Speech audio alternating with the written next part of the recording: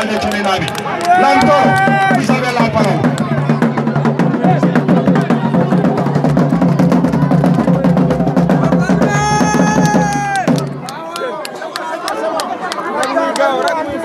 Assalamu alaikum bandiraɓe. Mi salmini la commune des Agnam. Mi salmini commune mo Thilogne. Mi salmini commune mo Dabia. Commune mo Oréfondé aussi salminama. Mi salmina département de Matam. Mi salmini aussi la région. Nos présentateurs réunis ko Mathiarsal force armée gorko mo Agnam Thioday.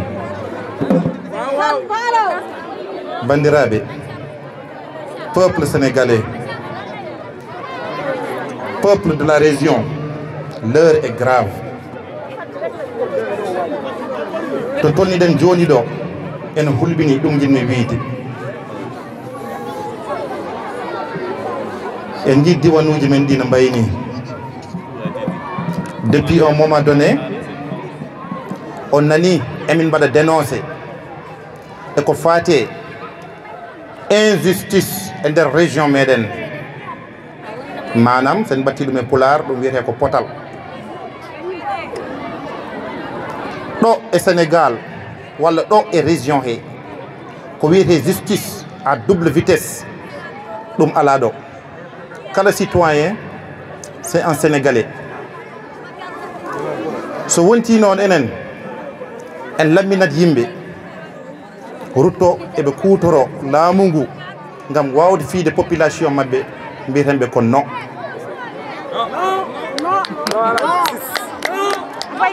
mboɗo waɗa adressé parole am mboɗo namdo kadi aussi noddirowo hoore muɗum mandataire région de Matam on woni Farba Ngom. À partir de ce moment momin kalata min natti wadde mo coordinateur APR e nder région de Matam.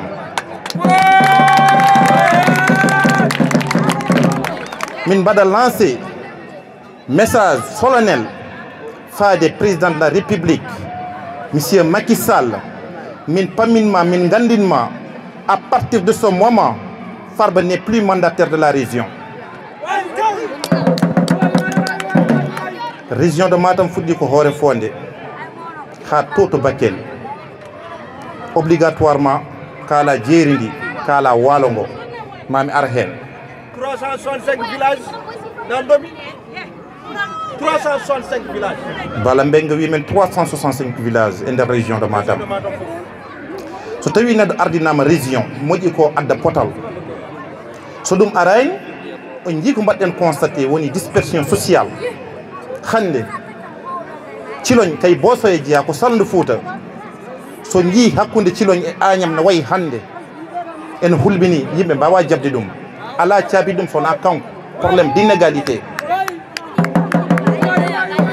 Oréfondé kay Bosoye jeeya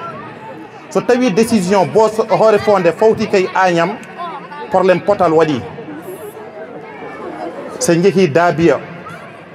konngol maɓɓe fawti kay Agnam ɗum meeɗa wodde. Hande kay acte de décentralisation hen gonɗen ɗum firti président de la République koko itti pouvoir ene rokki ɗum population muɗum holto rewata kay mairie ji meɗen population daro suɓo yonɓe ɗum taw ko cadre uji ne mbawi wonde des leaders naturels ɓe mbaɗa représenté nokkuji mabɓe gam wawde yoltude hujjaji mabɓe. Mais holko jiiɗen enen jiiɗen ɗiɗo duuɓi foof ko Farba Ngom suɓoto mairie uji e nder commune aji région de Matam. Dañƴen hen conséquence uji bonɗi en jii hikka ɗum meeɗa wodde. So jeehi Thilogne ma taw toon 7 liste en mbaɗa déposé en mbiyata ko alhamdoulillahi rabbil alamin on a atteint nos objectifs. ɗo e Agnam eɗen jogui 3 listes. Sa yeehi Oréfondé ko pareil liste uji ne keewi en keeɓi une bonne nouvelle hande wonande liste Yewwi Askan Wi mbaɗanoɗo rejeté e nder région Matam avec la complicité de nos sous-préfets et préfets ɓe mbaɗama accordé mbaɗa dépose liste uji mabɓe. On est dans un pays démocrate. Du coup on appelle à la responsabilité. Sen ƴeewi Dande Maayo men o ala fof ko mbawɗen wiide nan toon. Par contre so tawi ko ñabbuuji gasata enen fof eɗen nganndi Dande Maayo ɓe kuutorto ko vallée du fleuve woni le fleuve Sénégal. Holno meɗen yiide maire uji men walla éliji men eɓe mbaɗi intéressé e ngoɗo maayo. Hande sen kaali haala bilhargieuse tagi ɗum yimɓe jarat kay nder ngoɗo maayo. Sen kaali ñabbuuji ɓe mbaɗat utiliser ko ndiyam ɗam ɗo ɗam gandanɗa hoore ma eɗen waɗi contaminé maladie ji kewɗi nane majjam ko ɗum ɓe dosirta gueseji mabɓe ko ɗum woni keɓe ñamtata.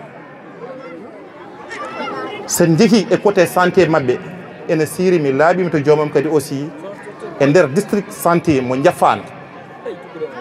échographie hande rewɓe ɓe kala cowiɗo addate ko Agnam holto rewnete e oɗo rangrang.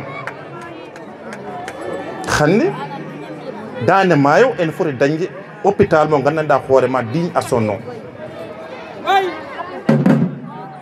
En kaali hen haala ndema. Sen kaali haala ndema kaalen haala financement ji ɗi gandanɗa hoore maɗa président de la république itti fawi ɗum e junngo mandataire de la région woni Farba Ngom. Toujours en garta ɗen ko woni Prodac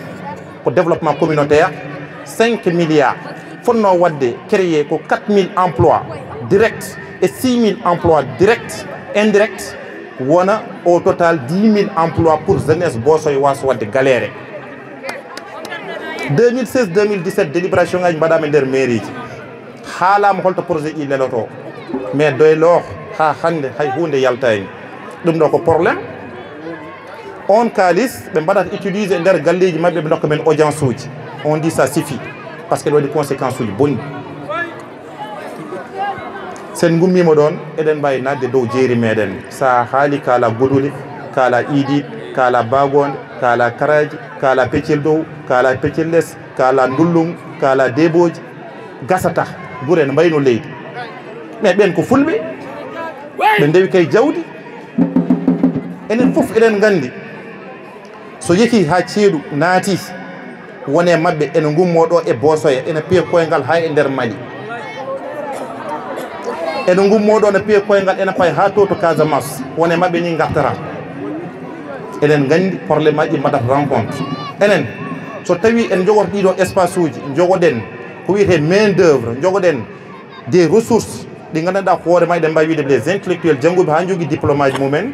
en mbawa ɗum naftorade maire uji men kadi kollani men lawol ngol gandanɗa hoore ma eɗen mbawi ɗum naftorade enen poti darade yimɓe kalde mabɓe e dow jeeri he. Pourquoi pas l'élevage moderne ko tagui des fermes agricoles mbawa waɗe ɗo ko tagui pisciculture uji mbawa waɗe dow jeeri he liɗɗen eɗen heeɗo. Enen fof eɗen nganndi rewɓe nana jooɗi en kedi ko kalani ko hikka mi naare jeere hen namdal lingu no foti jarata ɓe mbi kam lingu yaaboye ko temedere jarata.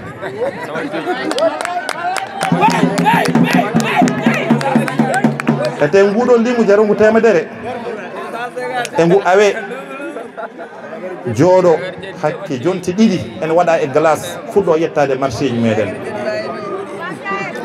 Enen nganndi hol probléme mo rewɓe mbaɗat rencontré e nder oɗo marché. ɗum ɗon noon so tawi pisciculture waɗanomo ɗo hen e dow jeeri he walla e waalo ngo woni maayo men ngo hande caɗele kewɗe en jaltat hen ma en ñam ko weeli ma sukaɓe men dañ kadi aussi to golli daña def formation professionnelle ɗi gandanɗa hoore ma nokku no wawi naftorade. holko jiiɗen président men à chaque fois on waɗa des discours wonande omo yaltine des financements fa des populations sénégalaises DER ko 100 milliards sukaɓe Bosoya eɗen nganndi oɗo sous-préfet gonɗo ɗo dossier ji kewɗi pawama ɗon mais maire min wi watta financé projet par ce que o yiɗa hay goto jogo autonomie hay goto wawana hoore mum o yiɗi ko yimɓe o nanga kalis mo tottuɗen o eɗen gara eɗen keɓira 2000 walla 1000 francs walla 3000 DER jeunesse Bosoya ko hen jeeya. So tawi dossier ji men mbattaki financé firti enen en godani e nder Sénégal nde 100 milliards o gasi président de la république fawi hen ko 6 milliards yo sukaɓe ɓe mbaɗi financé ha joni hay GIE goto walla regroupement de femmes goto heɓani financement ɗo e nder Bosoye walla e nder région he min jiyani. ɗum ɗon foof ko président wiide en haaɓo contre le chômage. Ce chômage, oui, pour le développement de l'économie, il y a des choses. Pour que faut constater qu'on y a des marchés. Prix, il faut bédi. Aduna men holto fay en hulbini dum don non ko enen population dartinta dum parce que wonbe do be kebe ardinabe tout juste se jehi ko faari sukabe ko kambe ngoni leydi ko wiete sport wala culture meden dans le cadre général hande enen fo eden gandi sport ala e der Bosoy wala e der région de Matam manipulation politique naati ASC ji meden fof gonti politique heureusement bien ni sukabe wadde conscient e der région sa yehi gudule ma tawron centre formation de foot taw ko professionnel sukabe gudule nabe mbadi initier koy men mbadi former odon centre sa nari hore fonde ma tawron centre football professionnel taw ko kambe mbadi dum nata ciloñ ko pareil jaha ha e der Matam wuro sogi partout ma taw dum ton do e Agnam aussi ko pareil ni Agnam foot sukabe holko ligoro hen na wadi fayida gilebe puddo emin jewtide mabbe min bibe so jidi wadde réussir ndeno de odo politique ndeno de dido batuji don tato non lekke 250 000 wala 500 000 uji ndebe mbadi dubbe ngi résultat parce que hik en ji agent ji foot taw ko international yeyobe jouruji Inter be jeeyi jouruji Arsenal be jeeyi jouruji Chelsea be tellimo do to nder den do en bada odo discours tagi dum ko liggey mabbe fayida mabbe e be jetta sukabe e be pormo dumen mbasa majjude e dispersion sociale o won sukabe hande naati jambar taw ko do be ngumme der Agnam woni sukabe be naati Linguère de Saint-Louis taw ko do be ngummi enen bada remercier de passage coach Malik Diène et coach Souley Kandem enen bada saluer Afa Dagnam aussi parce qu'on a carrément leur soutien wiide tan hande seɗen jiɗi haalde fof en gaynata ko wiide jeunesse o e rewɓe ɓe e mawɓe ɓe yoɓe mbat conscient eɗen kalne emploi du jeune e nder nokku meɗen holko woni oɗon emploi du jeune min mbiyami ko dépeuplement de nos jeunes par ce que sagataɓe men fof bedduyama e région ngaji goɗɗi heddiɗo ko mawɓe nayeɓe heddiɗo ko muynoɓe heddiɗo ko rewɓe ene jooɗo 2-3 mois taw jiyani worɓe mumen wona ɗum waɗa suyete emin gandi ɗin liggueyaji ne jaari emin mbawi wadde démentir devant la presse et devant le Sénégal liggoroɓe porɓe c'est Kanté so waɗi créé entreprise muɗum wadde associé Farba Ngom ene jogui toon quota pour wawde ligginoyde sukaɓe fuurankoɓe ene gagno milliard uji e dow état Sénégal mamin mbi min jaɓani min jiiɗi ko sukaɓe ɓe mbaɗi financé keddoɗo e nder région he min jii sukaɓe ɓe nawe ko wiyete kudde holno dañingal damal enen fof eɗen gandi hanki kudde jogino ɗum c'est les Casamance Cheikh Oumar Anne rewi toon waɗa toon directeur je sais pas ɓe dañi quota mabɓe nawde sukaɓe meɗen e nder université wonde gardien ji wona ɗum waɗa suyete ko sukaɓe ɓe yooɓe gartir e nder nokkuji meɗen ɓe dokke des formations professionnelles pour l'avenir emin kalde éluji meɗen ɗo e nder région de Matam ko cadre uji mawɗi goɗi ɗo des jeunes cadres parents ji mumen mbaɗi hunde fof pour ɓe mbawa naftude nokkuji ɗi dans le futur mais hande ko ɓen Farba Ngom en goni ɓe jiiɗa goto jiiɗen ɗon waɗa ministre Farba Ngom wona ministre de l'état wona ministre Bosoya woni Yaya Abdoul Kane de Dabé inchallah hikko yaltat mairie o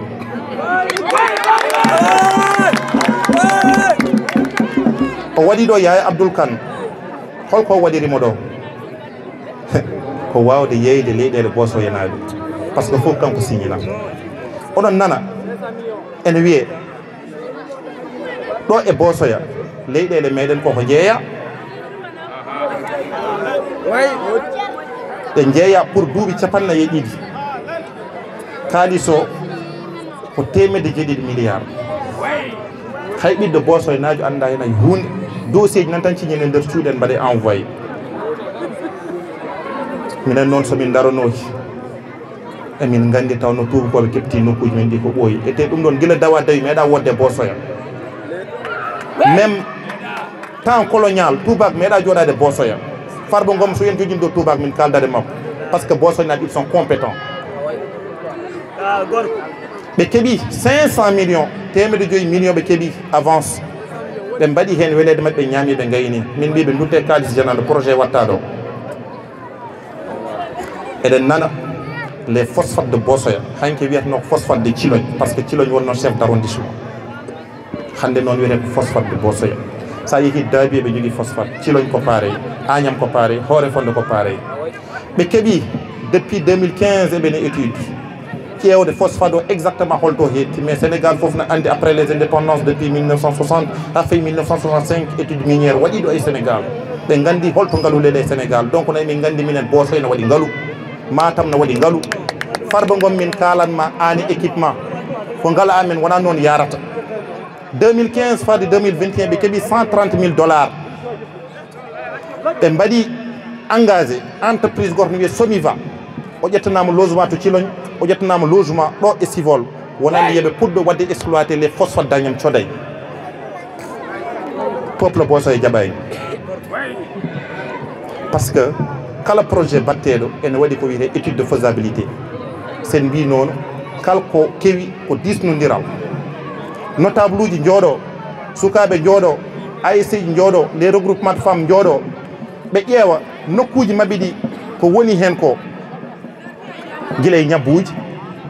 leɗɗe ɗe environnement o no wayi ni no sifori ni élevage o degré mo yarata ha yimɓe paamodira tonga gandine kadi phosphate so waɗama exploité nokkuji meɗen holko wawi jibinande men enen fof eɗen gandi ko cancer probléme pulmonaire probléme joguiɗo asma wonta wuure nokkuji e tôt ou tard enen ken waɗo ken eggoɓe Bosoya ken yaltoɓe par ce que enen guure men ɗe fof pawi kay dow ngaalu tubakoɓe ko say yeɓe mbaɗno programme même des aérodrome ne mbaɗe ɗo e nder Bosoya min jaɓani donc noon ko abus de confiance emin nodda population et conscientisation so jii hikka probléme aji kewɗi mbaɗe nder mairie he ɓe jiiɗi wadde bloqué liste uji kewɗi mais marsani par ce que yimɓe ko dariɓe ɗo ha nder palais ko dariɓe ene kalde président de la république so tawi keɓe mbaɗata ko no siiri ene woodi yooɓe daroɓe kuccodire wajiɓe wonɓe ɗo e nder nokku ɓe face à face par ce que kamɓe keɓe yiɓe nokku o population no yiiɗi changde koye gonɗe ɗo ɗe mais kamɓe mbi ko coûte au coûte il faut ko woni liste uji mbaɗe éliminé peuple Bosoya darima so Farba Ngom en jadanama ha wadde corrompe coordinateur uji gonɗe e nder région dokkede des millions mbaɗe proposé galleji mbaɗe proposé ligguiyaji nder ministére uji ɓe paami hunde wotere ko peuple Bosoya peuple Matam koko dari par ce que ɓe mbaɗi ɗo ko ha cour d' appel mo Saint-Louis yahama kadi aussi sukaɓe dariɓe ɓe dokkama gongo liste uji mabɓe nannama haydara wawa hen sinon hanki wonno ɗum ɗo watta firti noon sen gone leydi wiyetedi démocratie neɗɗo fof no jogui hen konngol neɗɗo fof ene jogui hen fodde neɗɗo fof ene jogui hen yiyande emin mbiyamo yo andu hunde wotere noon Bosoya naɓe ko garten nder Bosoya Matam naɓe ko garten nder Matam ummotoɓe nder Mauritanie mbimi de ko nder Mauritanie ɓe o fewnani de carte électeur omo addaɓe ɗo sakki hirande pour wadde gonflé électorat hikka ɗum gasi kala mo wona Matam najo mo wona Agnam najo walla Thilogne najo sa are bureau de vote a narata on est prêt nak de Oréfondé à Bakel bureau ji fof gudde wasa wadde vote min gadda commission ngaji spécial min lomtine nder maire uji amen min mbaɗamo lancé appel nervi ji ɗi addata nder nokkuji ɗi nde ɓe ngari ñanden ɗo e Agnam pour wadde agressé yimɓe kay personnage am fano ɓe tawi heureusement pour eux kay sunari yimɓe goni mais min mbiyaɓe désormais à partir de oɗo ñalawma so addi min nervi min gaddanamo 10 000 nervi on a les moyens pour le faire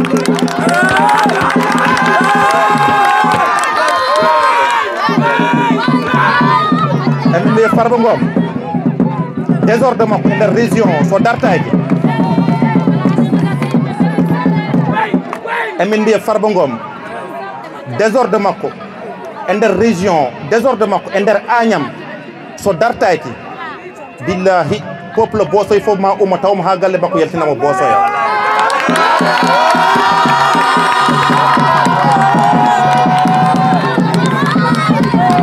emin mbiyamo diine l'islam emin mbiyamo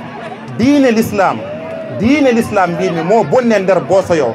endam ɗamo bonne nder bosoyo komin waɗoɓe rétablir l'ordre emin pari haaldude imamuji amen artirde ordre e nder bosoya par ce que imamuji ko ɗo tawi diine ko ɗo goppata donc noon woni kanko woni complicité de certains de nos imams yaaduɓe mabɓe pour bonnude image woni notre éthique walla notre loyauté emin mbiyamo désormais à partir de ce moment la guerre elle est commencée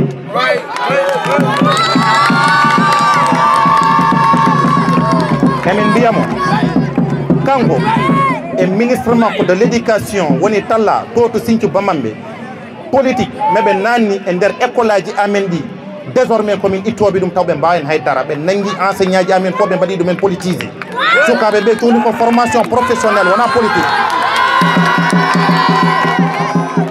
ɗo to dariɗen ɗo oɗo école mo kucciɗen o makira ko valeur 450 millions francs CFA ha oɗo heure mo kalten état Sénégal waɗani mo reconnaître par ce que farba ngol ko fawi hen koyngal mum yiɗa wona amin mbaɗa lancé appel et président de la République dans les jours à venir walla les mois à venir somin keɓani reconnaissance oɗo école biyeteɗo Elimane Samba Kama e oto case tout petit gonɗoto biyeteɗo Elage Demba Hamme somin keɓani reconnaissance emin pari wadde une marche e nder Bosoya bandiraɓe ko haalete ko ne heewi mi woppa hen message goto rek afa club men sport o dimanche eɓe mbaɗa ɗo test pour sukaɓe ɓe yooɓe jaaɓe tawtorier ɓe tawe test uji ɗi ɓe mbawa ƴettede e nder centre uji ɗi par ce que eɗen fof eɗen gandi sport natti wonde nder Agnam farɓe bonni fof haala ka mi sikku ka juuti mais ko l' essentiel haala ɗo henna emin mbiyamo noon ko faate les financement des femmes woni rewɓe wonɓe nder région ɓe wonɓe nder Bosoya ha oto banggue e nder Fouta ha fayi Saint-Louis yooɓe jaltin ngaluji ɗi ɓe totta rewɓe liggo ɓe pormanen min rewɓe ɓe bandiraɓe kaaliɗo ko faate hôpital des Agnam wonande directeur o c'est un dentiste o wona médecin généraliste o ala droit jogade oɗo hôpital ko erreur ko poste politique amin mbaɗa lancé message kadi président walla ministre de la santé sage femme uji wonɓe ɗo e nder Fouta ɓe gandanɗa hoore maɗa niɓɓel subaka jamma ñalawma n'importe quelle heure pinninte naate dispensaire uji en mbaɗa sauver des vies hôpital mbaɗo ni uddite e nder région wiyeɓe ngala toon place ene muusi min ha to yeeso Allah emin mbiyaɓe le plus vite possible yeɓe mbaɗ regroupé toutes les sages-femmes wonɓe nder région ɓe dokka ɗumen des formations professionnelles par ce que joguiɓe expérience jogui compétence ala ko cohli sona mbaɗnede acquisition de connaissance dokke diplôme aji mumen garta liggoye nder oɗo hôpital mbawa wadde sauver nos vies par ce que debbo kalaɗo Jamili cankiɗo nder hôpital Agnam y a pas 3 jours ko problème de professionnalisme haysa so tawi ka professionnel walla ala a wona professionnel aɗa foti jogade jurum e debbo haala ka biyeteɗo ko jowiɗo en plus ko garwuɗo o adde e nder hôpital omo tampi mbiyonmo on mematamo sowona o yooɓa imagine ko addunoɓe malade uji mumen guitti kalis mumen goppi malade uji mumen wadde occupé oɗon debbo jooɓi manki jalti hôpital o ƴeewoy kalis garti pour debbo o wawa memede nde ɓe gaare makko taw woni trop tard ɓiɗɗo jibina ɗon debbo holko heeɓimo o dañi ko hémorragie ko ƴiƴam no yuppo sa perti des litres mbawta tan ko mayde mbaɗeɗa e ambulance mo gandanɗa hoorema pour joola mbiyeɗa ko ma jooɓa ɗum c'est un souci kay lawol oɗo rang o maayi ɗum tagi noon sen jeehi e nder hôpital o ma won taw rewɓe ene jeeya dans la pharmacie ko erreur mawɗo woni ɗon ɓe janggani ɗum ɓe ganda ɗum wona n'importe qui foti yeyde leɗɗe wona nenam ko député rek mboɗo foti jogade poste e nder pharmacie non wona noon yarata wona hen guidda ko banggue goɗɗo pour poste politique ɓe mbawa waɗede inséré nder hôpital o alors que des gens fotɓe jogade oɗon compétence nanɗo enen jogui sukaɓe jalti ko côté santé eɓe jogui diplôme aji mabɓe dans la région holko tagui ɓe mbawa waɗede nder to inséré emin gandi noon Farba Ngom holko waɗi hôpital o ko privé mais mamin guittu ɗum so Allahu lamɗo jaaɓi emin gandi hôpital o gasani emin gandi hôpital o waɗi hen ko 1,5 milliard milliards e feccere emin gandi hôpital o financement o hawri ko 4 milliards et demi 3 milliards amen emin namdom holto woni emin gandi nos partenaires financiers wonɓe au niveau de la diaspora emin calminaɓe de passage coono mabɓe keɓe mbaɗi daj pour yo fuutankoɓe mbawa dañde safaro enne ɓe mbaɗira trahir hay kamɓe ɓe dogui meɗen bandiraɓe en mbawa haalde tawen kalani culture ɗo to goɗo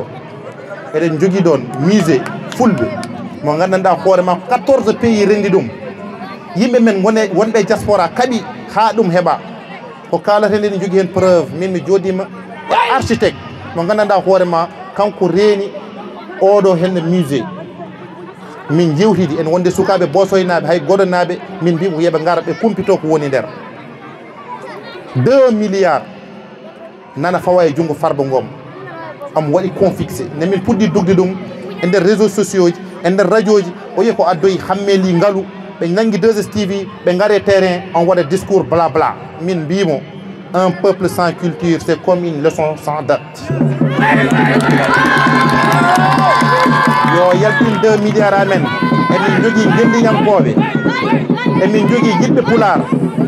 ɗemgal ngal maayi ɗemgal ngal majji ɗemgal ngal woni tan kay huutorede emin namdomo le plus vite possible